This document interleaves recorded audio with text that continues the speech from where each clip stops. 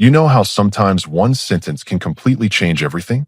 Well, my wife delivered that sentence on a Tuesday night at the Copper Grill, the steakhouse I'd made reservations at 2 weeks in advance because she'd mentioned wanting to try their signature ribeye. I'd planned the whole evening, got home early from my shift at the warehouse, showered, put on the shirt she'd bought me for Christmas, and even stopped by the flower shop for those white roses she always posts on Instagram. The table was perfect, candlelit corner booth, exactly how she liked it. We'd been married 3 years, together for 5, and I thought I knew her pretty well. She'd been acting distant lately, always busy with her book club friends, her yoga classes, her weekend art workshops. Every time I suggested we spend time together, she had something else going on. But tonight was different. Tonight was our night. She looked beautiful in that blue dress, the one that brought out her eyes.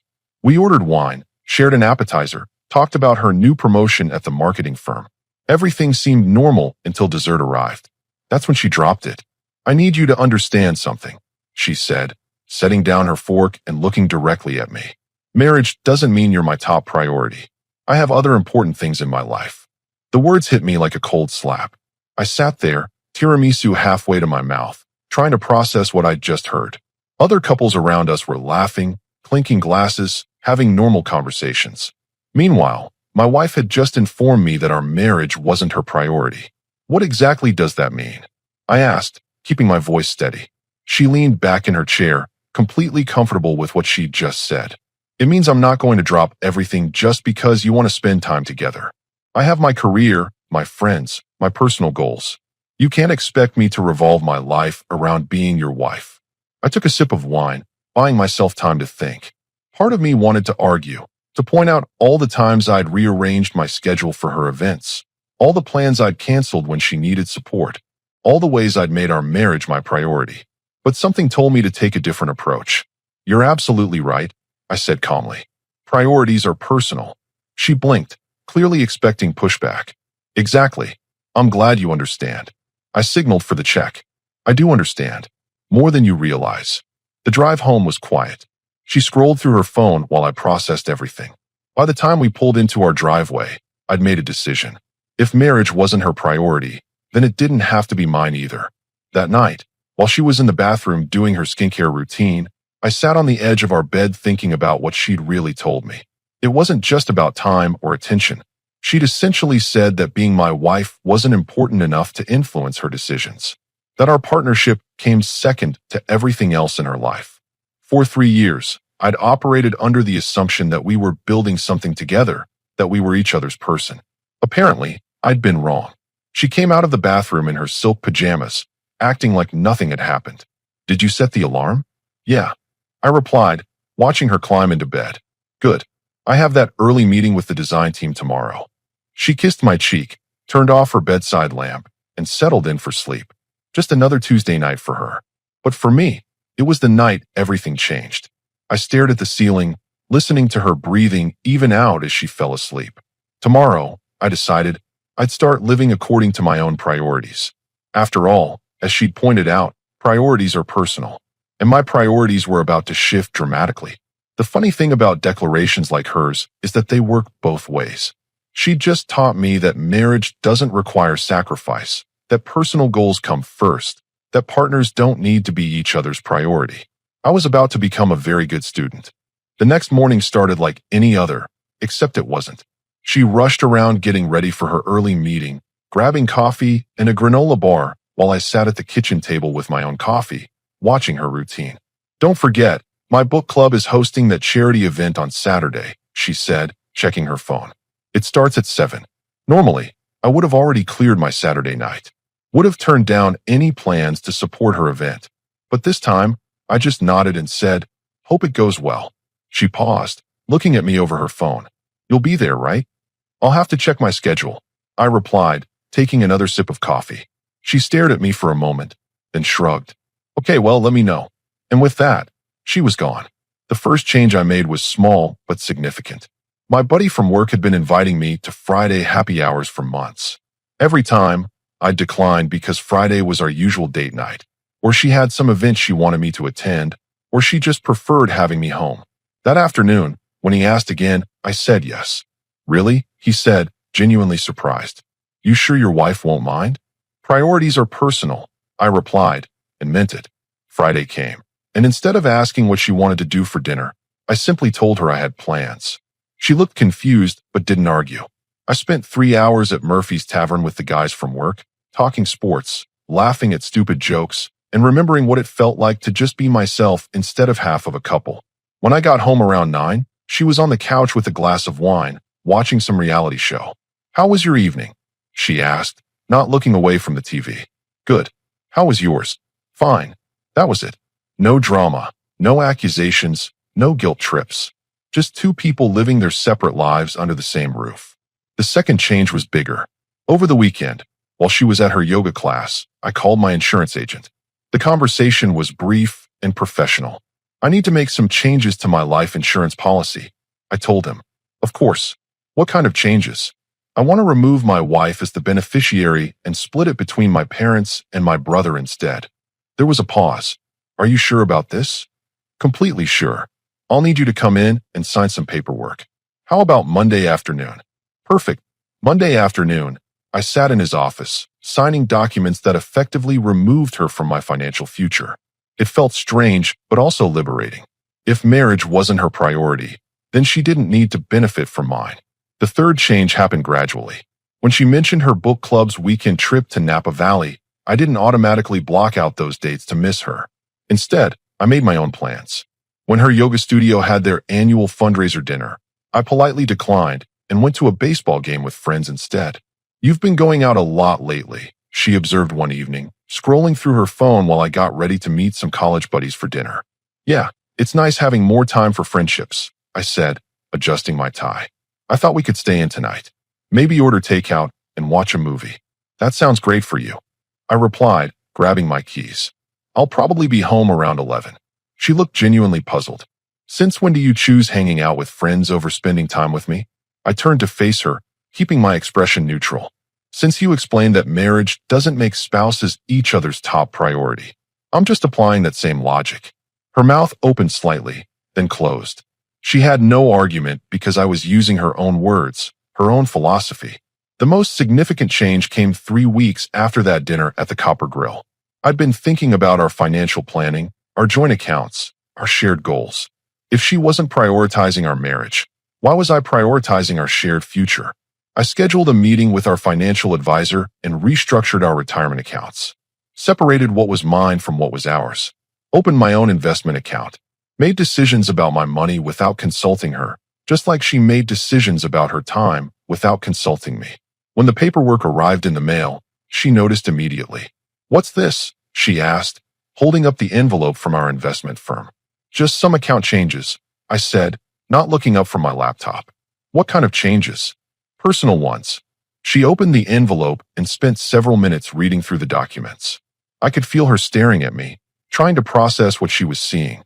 You moved half our retirement savings into an individual account. My retirement savings, I corrected, into my individual account. But we're married. We plan these things together. I finally looked up from my laptop, giving her the same calm expression I'd worn at dinner that night. According to you, marriage doesn't make us each other's priority. So I figured we should plan our futures individually too. She set the papers down on the coffee table, her hands shaking slightly. That's not what I meant. What did you mean then? She struggled for words, opening and closing her mouth like she was trying to find an argument that made sense. But there wasn't one. She'd established the rules of our relationship that night at dinner. I was simply playing by them. By the end of the month, I was a different man living a different life. I had standing plans with friends, my own financial goals, my own social calendar. I'd stopped rearranging my world to accommodate hers. And surprisingly, I was happier than I'd been in months. The irony wasn't lost on me. In trying to establish her independence from our marriage, she'd accidentally freed me from the one-sided sacrifice I'd been making for years. But she was starting to notice, and she didn't like what she was seeing. 5 weeks after that dinner, she was starting to crack. It began with small comments. You're never home anymore, she'd say when I walked in from another evening out. Or, we haven't had dinner together in 3 days. Like it was my responsibility to track our shared meals. I'd respond the same way every time. I'm following your advice about priorities. But I could see it was getting to her. The confident woman who declared marriage wasn't her priority was now checking her phone constantly when I didn't text her back immediately. She'd hover near the door when I was getting ready to leave, like she wanted to ask where I was going but couldn't quite bring herself to do it. The breaking point came on a Thursday night. I was getting dressed for dinner with my college roommate, who was in town for business. She'd been watching me from the bed, her laptop open but clearly not working. "Another dinner out?" she asked, trying to sound casual. "Yeah, haven't seen him in 2 years." "What about me?" I paused, shirt halfway buttoned. "What about you?" "Well, I'm here. We could order pizza, watch that show we've been meaning to catch up on." I finished buttoning my shirt and reached for my jacket. "You can still do that. You don't need me there to enjoy your evening." "But I want you there." The words hung in the air between us. This was new territory. For the first time since that dinner, she was admitting she wanted my time, my attention, my presence. "That's sweet," I said, checking my wallet for my credit cards. "But I already made plans." "Cancel them." I stopped and looked at her. Really looked at her. She was sitting cross-legged on our bed, laptop pushed aside, looking at me with an expression I hadn't seen in months. Vulnerability. Need. "Why would I cancel my plans?" "Because I'm your wife." "Right," I said slowly. "But marriage doesn't make you my top priority. You explained that to me pretty clearly." She flinched like I'd slapped her. "That's not fair." "What's not fair about it?" "I'm living exactly how you said we should live. Independent. Personal priorities first. Isn't this what you wanted?" She opened her mouth to argue, then closed it. Because what could she say? That she wanted me to prioritize her while she didn't prioritize me? That marriage should matter to me even though it didn't matter to her? I grabbed my keys from the dresser.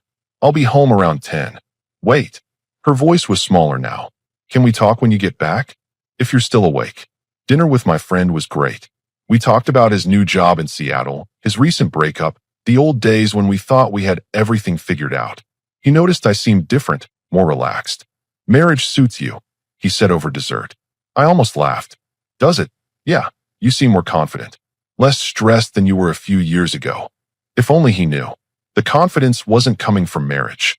It was coming from finally standing up for myself within it. When I got home at 10:15, she was still awake, sitting on the couch with a glass of wine and her phone face down beside her. She'd changed into those gray sweatpants she wore when she was feeling insecure. "How was dinner?" she asked. "Good. How was your evening?" "Boring." She took a sip of wine, then looked at me directly. "I've been thinking about what you said earlier." I sat down in the armchair across from her, not on the couch beside her like I used to. "What about it?" "You're angry with me." "I'm not angry." "Then what is this?" She gestured between us. "This distance, this coldness. You're punishing me." I leaned back in the chair, considering her words. "I'm not punishing you. I'm protecting myself." "From what?" "From being the only person in this marriage who actually treats it like a marriage." She set down her wine glass, her hands trembling slightly. "That's not true, isn't it? When's the last time you changed your plans for me? When's the last time you chose spending time with me over something else you wanted to do?" The silence stretched between us. She couldn't answer because we both knew the truth. "I work hard," she said finally. "I have goals, ambitions. I can't just drop everything to be at your beck and call." "I never asked you to drop everything. I asked you to include me in your priorities." "There's a difference." "I do include you." "Do you?" "Because 5 weeks ago you made it very clear that marriage doesn't make me your priority. So I decided marriage doesn't make you mine either." She was crying now, quiet tears that she kept wiping away with the back of her hand. "I didn't mean it like that." "How did you mean it then?" "I meant that I'm still my own person, that I have my own life. And now I have mine." She looked up at me, mascara smudged under her eyes. "Is this how it's going to be? We're just roommates who share a bed." "I don't know," I said honestly. "You set the rules. I'm just following them. I want to change the rules." "Why?" The question caught her off guard. "Because I miss you. You miss having someone who makes you their priority while not having to do the same in return." "That's not what I miss." "Then what?" She was quiet for a long moment, staring at her hands. When she finally spoke, her voice was barely above a whisper. "I miss feeling like we're a team." I stood up from the chair. "We can't be a team when only one person is playing for the team." As I headed toward the stairs, she called after me. "Where are you going?" "To bed. I have an early morning." "With who?" I paused on the bottom step. "With myself. To the gym." Because apparently, personal priorities come first. I left her sitting there with her wine and her tears, finally getting a taste of what it felt like to not be someone's priority. The irony was delicious. She'd wanted independence, and now she had it. She just hadn't realized that independence worked both ways. The explosion happened on a Sunday morning, and honestly, I saw it coming from a mile away. I was in the kitchen making coffee and scanning through ESPN on my phone when she stormed in wearing that same ratty, oversized t-shirt she'd slept in. Her hair was a mess, and she had that wild look in her eyes that meant she'd been lying awake thinking all night. "I feel invisible to you," she shouted, slamming her palm on the counter. I looked up from my phone calmly. "Good morning to you too. Don't you dare act like this is normal." Her voice was shaking with frustration. "We've been together for 5 years, married for 3, and now you treat me like I'm some random roommate you barely tolerate." I took a sip of my coffee, letting her words hang in the air. Interesting choice of words. What's that supposed to mean? "You feel invisible," I said, setting down my mug. "But weren't you the one who said marriage doesn't make you my top priority? That you have other important things?" Her face flushed red. "That doesn't mean I want to be ignored. I'm not ignoring you. I'm treating you exactly how you said you wanted to be treated. As an independent person with your own priorities who doesn't need her husband's constant attention." "You're twisting my words." I leaned against the counter, studying her face. She looked desperate, frantic even. This was a woman who was used to having her cake and eating it too, and now she was discovering that actions have consequences. Am I? Because I remember that conversation pretty clearly. "You said marriage doesn't mean you're my top priority.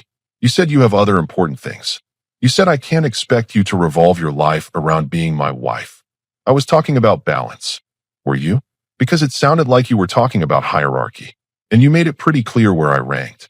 She ran her hands through her hair, pacing around the kitchen like a caged animal. "This is ridiculous. You're acting like a child.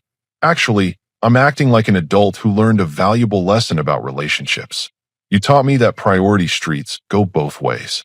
That stopped her pacing. "What does that mean?" "It means you can't demand to be someone's priority while refusing to make them yours. It doesn't work that way. I never said you weren't my priority." I raised an eyebrow. "Didn't you?" "Because when I asked what your statement meant, you said you wouldn't drop everything just because I wanted to spend time together. You said you had your career, your friends, your personal goals. You said I couldn't expect you to revolve your life around being my wife." She opened her mouth to argue, then closed it. Because I was quoting her exactly, word for word, and she knew it. "That's different," she said weakly. "How is it different?" "Because..." She struggled, grasping for an explanation that would make sense. "Because I didn't mean I don't care about you. And I don't mean I don't care about you either. I just care about me too now. You taught me that's okay. Stop saying I taught you things. But you did. You taught me that marriage is just a piece of paper that doesn't change how we prioritize our lives. You taught me that personal goals come first. You taught me that wanting my spouse's time and attention was unreasonable. I never said that. You said I couldn't expect you to drop everything to spend time with me.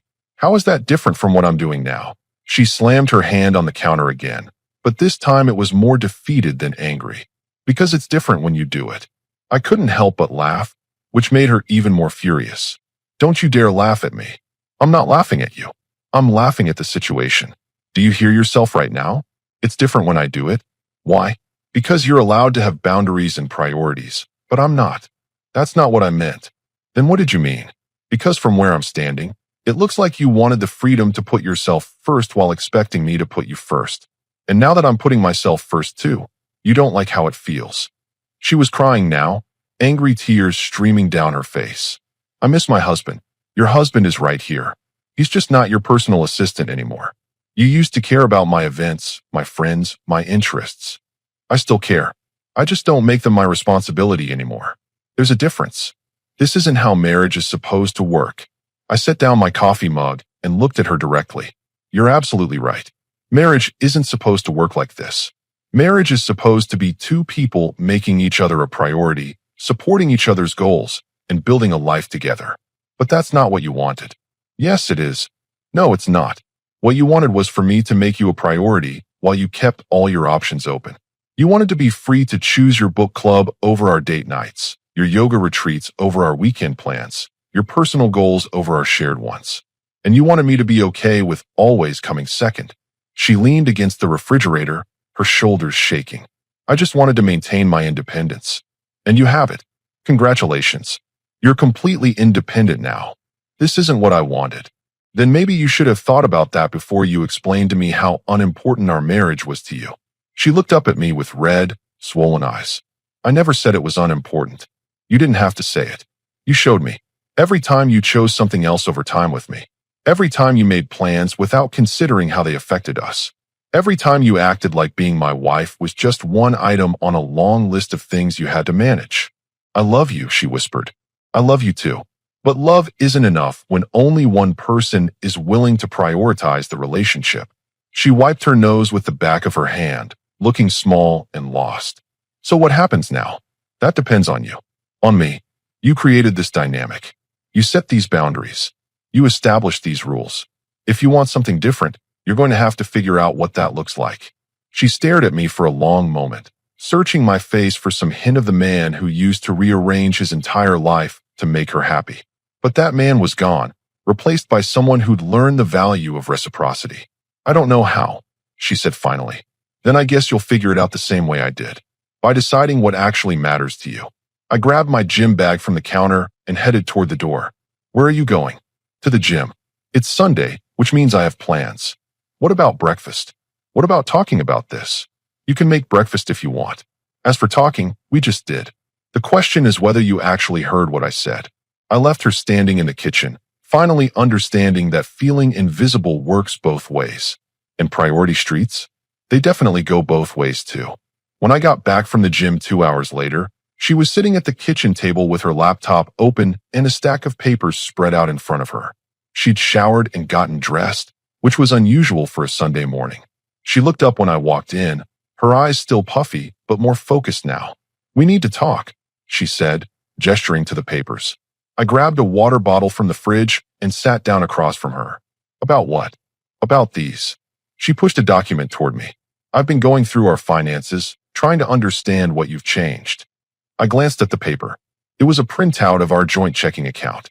And you moved $12,000 into your personal account last month. My money that I earned, yes. But we always discussed big financial decisions together. I took a long drink of water, studying her face. We used to discuss them together when we were building a shared future. Now we're apparently building separate ones. She pulled out another document. And this life insurance change. You removed me completely. That's correct. But what if something happens to you? Then my parents and my brother will be taken care of. You know, the people who actually prioritize our relationship. She flinched. That's cruel. It's practical. Why would I leave money to someone who doesn't consider being my wife a priority? Because I'm your wife. Being my wife is just a title if it doesn't come with any actual commitment to our partnership. She shuffled through more papers, her hands shaking slightly. You changed our retirement planning too. Split everything. I split my contributions. Your 401k is still yours. But we had goals. We were going to retire to that cabin in Colorado. We talked about traveling together. We talked about a lot of things. Then you explained that marriage doesn't make me your priority, so I figured our shared dreams weren't really shared after all. She set the papers down and looked at me with an expression I'd never seen before. Panic. Pure, undisguised panic. You're destroying our entire life together. I'm not destroying anything. I'm just stopped building it alone. What does that mean? I leaned back in my chair, choosing my words carefully. For 3 years, I've been the one making sacrifices. I've been the one rearranging my schedule, turning down opportunities, putting your needs first. I've been building our life together while you've been building your individual life that happens to include a husband when convenient. That's not true, isn't it? When's the last time you turned down something you wanted to do because it conflicted with something I wanted to do? The silence stretched between us. She couldn't answer because we both knew she never had. When's the last time you chose time with me over time with your friends? More silence. When's the last time you made a decision based on what was best for us instead of what was best for you? She was crying again, but quietly this time. I thought I could have both. Have what both? Independence and marriage. You can. But independence means being responsible for yourself. It means not expecting someone else to sacrifice while you don't. It means accepting that if you're not willing to prioritize your partner, they might not prioritize you either. She wiped her eyes with a tissue. I never thought you'd actually stop caring about me. I haven't stopped caring about you. I've stopped making you my only priority while being none of yours. But you were happy. We were happy. I was happy making you happy. There's a difference. And that only works when both people are committed to making each other happy. She stared at the financial documents spread across the table. So this is it. You've just decided we're done. I've decided I'm done being in a one-sided marriage. Whether we're actually done depends on whether you want to be in a real partnership or if you want to keep things the way they were. I don't understand the difference. I stood up and walked to the window, looking out at our backyard where we planted those rose bushes together 2 springs ago. A real partnership means we both sacrifice sometimes. It means we both prioritize each other in our relationship. It means we make decisions together because we're building something together. And what we had before was me being your support system while you lived your best individual life. She was quiet for several minutes, processing what I'd said. When she finally spoke, her voice was small. I don't know how to be different. Then maybe you're not ready to be married. Don't say that. I turned back to face her. Why not? Marriage isn't just about love. It's about partnership, commitment, shared priorities. If you can't handle those things, then maybe we jumped into this too fast. I want to learn. Do you? Or do you just want things to go back to how they were because you're uncomfortable with the consequences of your choices? She looked down at her hands. I don't know. Well, that's honest at least. What happens while I figure it out? Life continues. I continue living according to my priorities. You continue living according to yours. If those priorities start to align again, maybe we can rebuild something. If they don't, then we'll know where we stand. And in the meantime, you get exactly what you asked for. Complete independence to pursue your goals without worrying about what your husband thinks or needs. She gathered up the financial documents, her movements slow and defeated. This isn't what I wanted. What did you want? I wanted you to support my independence. I am supporting it. I'm just not subsidizing it anymore. She looked confused. What's the difference? Supporting your independence means cheering you on while you build your own life. Subsidizing it means sacrificing my own needs so you can have everything you want without having to choose or compromise. I never asked you to sacrifice anything. You didn't have to ask. I volunteered. But volunteers can stop volunteering when they realize the cause doesn't care about them. She closed her laptop and stacked the papers neatly. I need time to think. Take all the time you need. But understand that while you're thinking, I'm living. And I'm not putting my life on hold waiting for you to decide whether our marriage matters to you or not. As she left the kitchen, she paused in the doorway. Do you still love me? Yes. But love without respect and partnership isn't enough to build a marriage on. And if I can't figure out how to be different, then we'll both be free to find partners who share our priorities. She stood there for another moment, then walked away. I heard her footsteps on the stairs, then the sound of our bedroom door closing. I sat back down at the table, looking at the financial documents she'd left behind. Numbers don't lie. They showed exactly what I'd done, separated my future from hers until she decided whether she wanted to build a shared one. The ball was in her court now. The question was whether she'd actually pick it up and play, or if she'd keep expecting me to play for both of us. 3 weeks later, everything changed. I came home from work on a Friday to find her in the kitchen making dinner. Not ordering takeout, not heating up leftovers, but actually cooking. She'd changed out of her work clothes into jeans and a sweater, and she looked nervous. I canceled my book club tonight, she said without looking up from the stove. I set my keys on the counter. Why? Because I wanted to cook dinner for my husband. The words hung in the air. Not, I wanted to cook dinner. Not, I thought we could eat together. She'd said, my husband, like it actually meant something to her. Smells good, I said, genuinely meaning it. Over dinner, she did something she hadn't done in months. She asked about my day, really asked, with follow-up questions and actual interest in my answers. She told me about her work projects, but instead of just listing her achievements, she talked about how they affected our finances, our future. I've been thinking about what you said, she said over dessert, about priorities and partnership. And you were right. I wanted all the benefits of marriage without any of the responsibilities. I didn't respond immediately. Words were easy. I'd learned that actions mattered more. I know you don't trust me yet, she continued. I know I have to prove I've changed, but I want to try. What does that look like? She took a deep breath. It looks like making us a priority. really making us a priority. It looks like considering you when I make decisions. It looks like being a partner instead of just a roommate who shares expenses. Those are nice words. I know they're just words right now, but I want to show you. Over the next month, she did show me. She turned down a weekend yoga retreat to stay home with me. She rescheduled a book club meeting that conflicted with the dinner I'd planned. She started asking about my friends, my interests, my goals. But the real moment came on a quiet Sunday morning. We were having coffee and reading the newspaper when she said something that stopped me cold. I've been thinking about having a baby. I looked up from the sports section. What? A baby? Us having a baby? This was the woman who'd always said she wasn't ready, that her career came first, that children would limit her freedom. Why now? She set down her coffee and looked at me directly. Because I realized that building a life with someone means actually building it together. And I want to build something with you. Are you sure? Because 6 months ago you said kids would interfere with your personal goals. 6 months ago, I thought personal goals and marriage goals were separate things. I was wrong. We talked for hours that day. About children, about our future, about what kind of partnership we wanted to build. For the first time in our relationship, she talked about we more than I. I know I hurt you, she said as the sun was setting. I know I made you feel like you didn't matter to me, but you do matter, more than anything. How do I know this isn't just because you don't like the consequences of your choices? Because I'm not asking you to go back to how things were. I'm asking if we can build something new, something better. I studied her face, looking for the self-centered woman who declared marriage wasn't her priority. She was still there, but she seemed smaller somehow. Humbled. What about your independence? I figured out that real independence means choosing who and what matters to you. And you matter to me. Our marriage matters to me. 6 months later, she was pregnant.